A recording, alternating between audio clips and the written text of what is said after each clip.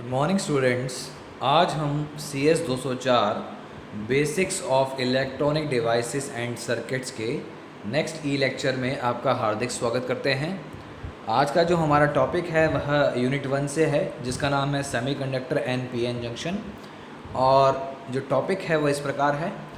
आज हम बात करेंगे कैपेसिटेंस की, जिसमें से जो आज का हमारा विषय है वह है ट्रांजिशन कैपेसिटेंस। देखिए, डायोड में दो प्रकार के कैपेसिटेंस होते हैं, एक तो होता है ट्रांजिशन और दूसरा होता है डिफ्यूजन। तो आज का जो हमारा टॉपिक है वह ट्रांजिशन कैपेसिटेंस के बारे में होता है। ठीक है, इसे जंक्शन कैपेसिटेंस भी कहते हैं। यानी कि जंक्शन, जब आप पीएन जंक्शन डायोड को देखेंगे, मैं आपको दर्शाता हूँ। देखिए, अब जब पीएन जंक्शन डायोड को देखेंगे तो ये जंक्शन बनता है यहाँ पर, और इस जंक्शन के इर्द गिर्द यानी कि आसपास में एक लेयर बनती है।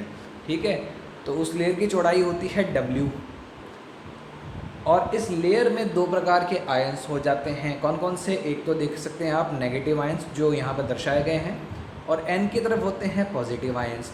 तो एक प्रकार से जो ये जंक्शन है एक कैपेसिटर की भांति प्रतीत होता है। जैसे देखिए कि एक तरफ पे तो नेगेटिव चार्ज है और दूसरी तरफ पे पॉजिटिव चार्ज है, और दोनों को W दूरी से क्या करा गया है? दूर रखा गया है। और ये बना किससे है? सिलिकॉन मटेरियल, सिलिकॉन से बना है, तो इसके मध्य क्या आ गया? सिलिकॉन।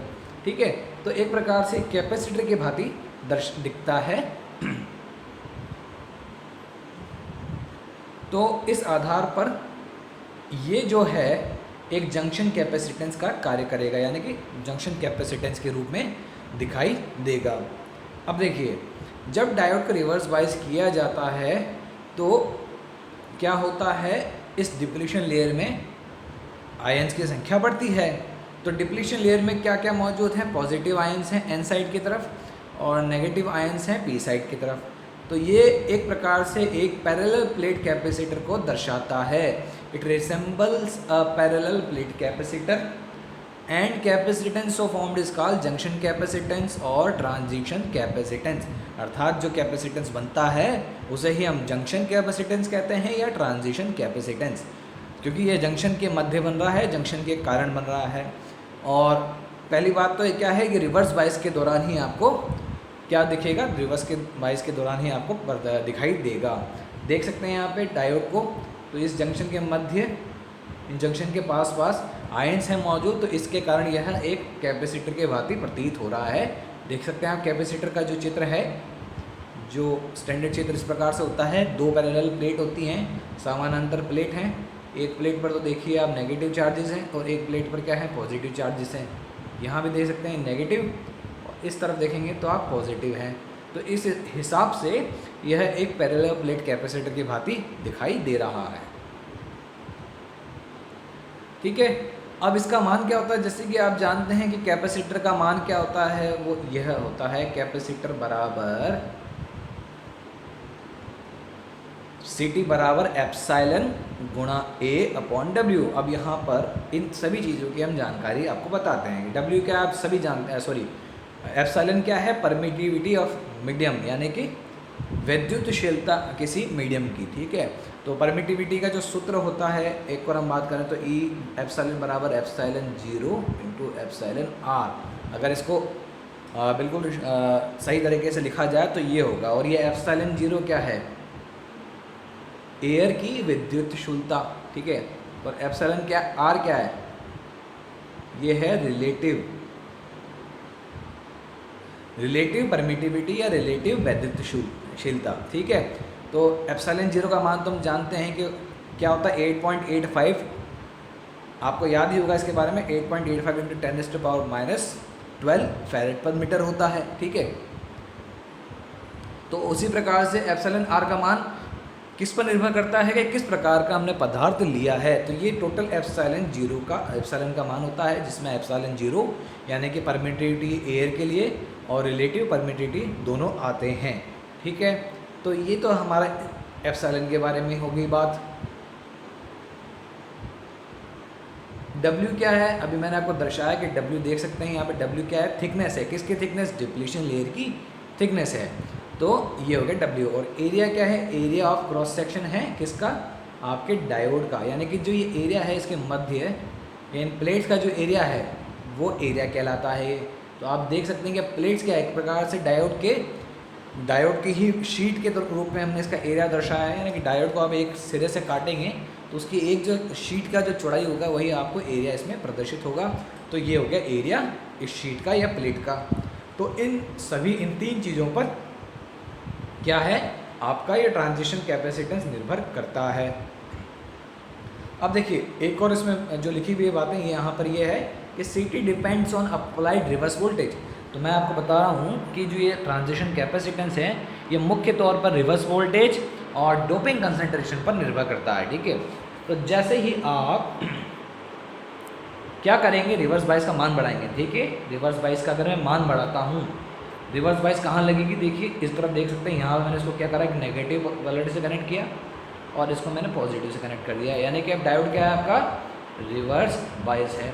रिवर्स बायस होने के कारण क्या होगा, ये जो अवक्षय परत है ये और ज़्यादा चौड़ी होगी, यानी कि सीधी सी बात है कि W की जो चौड़ाई है वो बढ़ेगी। तो अगर मैं इसको यहाँ इस सूत्र में रखता हूँ तो W की चौड़ाई बढ़ रही है, ठीक है। तो उस कारण क्या असर पड़ेगा ट्रांजिशन कैपेसिटेंस पर, कि कैपेसिटेंस का मान क्या होगा, कम होगा। तो इसमें लिखा हुआ है कि CT decreases with increase in reverse bias, क्योंकि रिवर्स बायस के साथ डिप्लीशन लेयर की चौड़ाई यानी कि थिकनेस बढ़ती है, ठीक है। तो यानी कि थिकनेस है जो रिवर्स वोल्टेज पर निर्भर करती है। और इसका सूत्र क्या है, ये है इसका सूत्र कि जो थिकनेस है वो निर्भर करती है रिवर्स वोल्टेज पर डायरेक्टली प्रोपोर्शनल यानी समानुपाती। और ये x जो है, x पैरामीटर है कि किस प्रकार का जंक्शन है, ठीक है। देखिए V तो क्या है आपका इस केस में रिवर्स वोल्टेज है अप्लाइड, और x क्या है, x ये दर्शाता है कि किस प्रकार का वो डायोड है, यानी कि जंक्शन किस प्रकार से बनाया गया है। देखिए x का मान 1/2 होगा अगर स्टेप ग्रेडेड का अर्थ है कि जो डोपिंग है, यानी कि जो डोपिंग है वो इस प्रकार से की गई है, बिल्कुल अब्रप्ट डोपिंग जिसे कहते हैं ना, कि डोपिंग में बिल्कुल भिन्नता है, एकदम सटीक भिन्नता।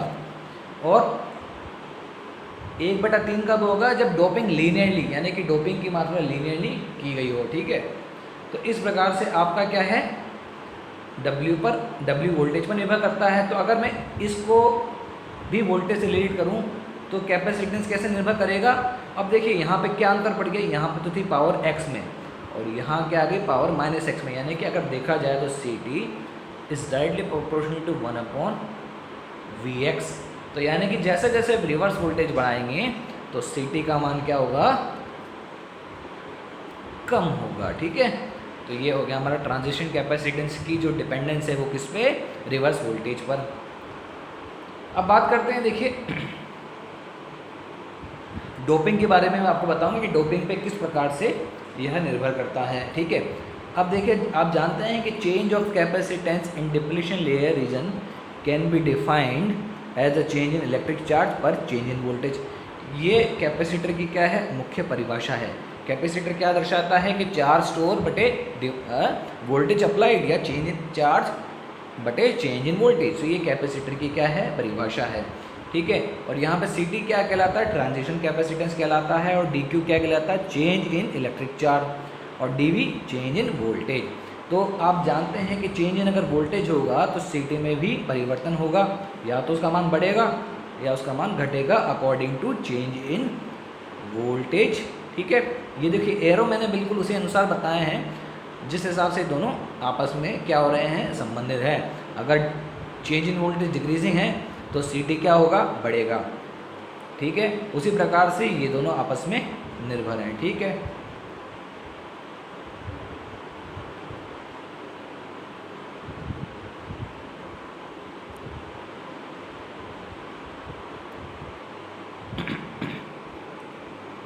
तो ये था कैपेसिटेंस की एक सिंपल परिभाषा है।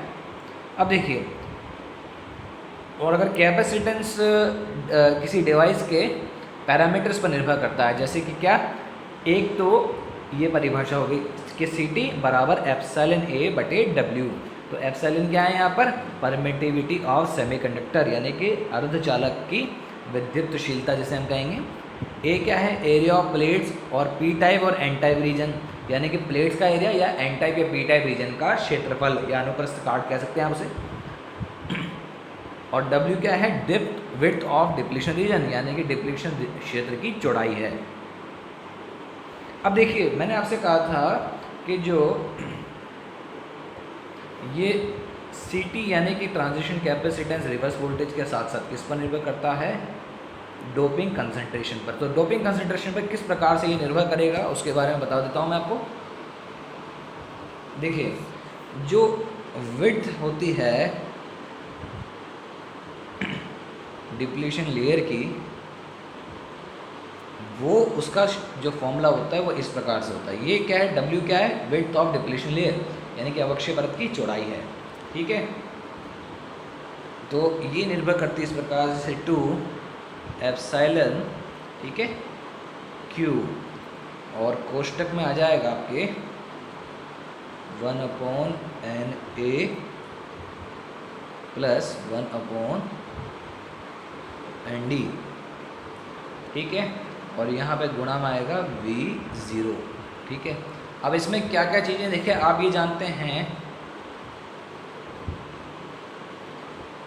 कि एप्सिलॉन क्या होता है, एप्सिलॉन परमिटिविटी कहलाती है, Q क्या है, Q चार्ज कहलाता है। यहाँ पर अब बात करेंगे हम V0 और इन चीज़ों की। तो ये V0 क्या है, कॉन्टैक्ट पोटेंशियल है, ये यूं कह सकते हैं कि ये डिप्लीशन लेयर का बैरियर पोटेंशियल भी है। ठीक है, साथ ही साथ Na क्या है, एक्सेप्टर इम्प्योरिटीज। ठीक है, ये आप यूं कह सकते हैं ये है होल्स की संख्या है। ठीक है, होल्स की क्या है, संख्या है। और Nd क्या हो जाएगा फिर, इलेक्ट्रॉन्स की संख्या हो जाएगी। तो जो विड्थ है डिप्लीशन लेयर की वो किस पे निर्भर कर रही है, किस पे, अवक्षय परत पर निर्भर कर रही है। तो देखिए, तो W जो है प्रोपोर्शनल है अंडर रूट ऑफ डोपिंग। ठीक है, डोपिंग अर्थात कितनी मात्रा में अशुद्धियाँ मिलाई गई है। ठीक है ना, तो ये निर्भर कर रही है इस पे। तो इस हिसाब से क्या हुआ, W अगर मान लीजिए डोपिंग का मान बढ़ाते हैं, ठीक है, यानी कि मादन की, यानी कि हम अशुद्धियाँ ज़्यादा मिलाते हैं, तो इससे विड्थ पर क्या असर पड़ेगा, विड्थ डिक्रीज होगी। और जैसे कि आपको पता है कि जो CT है यानी कि ट्रांजिशन कैपेसिटेंस, वो निर्भर करता है W पर इस प्रकार से। तो अर्थात ये कैसे निर्भर करेगा, डोपिंग पर इस प्रकार से। ठीक है, तो अर्थात जब डोपिंग में बढ़ोतरी होगी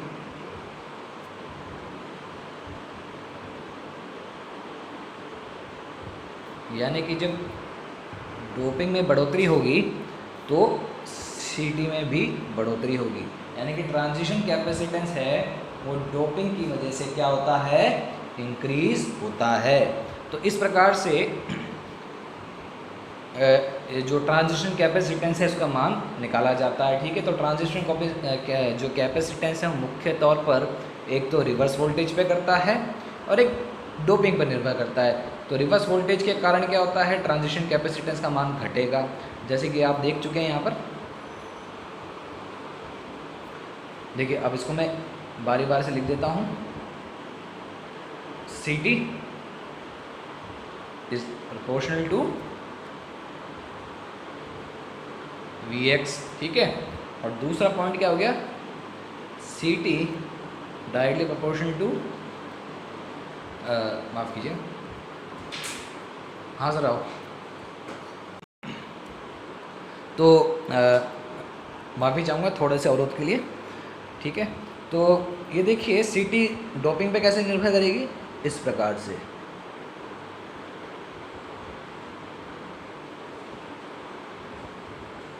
ठीक है, तो ये हो गया आपका ट्रांजिशन कैपेसिटेंस का रिवर्स वोल्टेज और डोपिंग पर निर्भरता का सूत्र हो गया, ठीक है। और जो आपका फॉर्मूला है वो इस प्रकार से है ही सही। अगर आप W निकालना चाहें तो W का जो स्टैंडर्ड फॉर्मूला होता है ये, ठीक है। ये कई बार एग्जाम में पूछा भी जाता है कि डिप्लीशन लेयर की जो चौड़ाई है वो डोपिंग कंसंट्रेशन पर किस प्रकार से निर्भर करेगा, तो उसका फॉर्मूला दे देते हैं आपको। तो ये इस प्रकार से निर्भर करता है। और जो ये V0 है ना यहाँ पर, तो V0 में एक और चीज़ जुड़ जाती है। अगर मान लीजिए आप कोई अप्लाइड वोल्टेज लगा रहे हैं तो V0 में प्लस हो जाएगा V, ठीक है, क्योंकि V0 तो केवल जो डिप्लीशन लेयर है उसका बेरियर पोटेंशियल है। अगर हम रिवर्स वोल्टेज का मान बढ़ाते हैं, ठीक है, तो ये उस रिवर्स वोल्टेज भी इसमें जुड़ जाता है। तो ये था आज का हमारा ई लेक्चर ट्रांजिशन कैपेसिटेंस पर। धन्यवाद।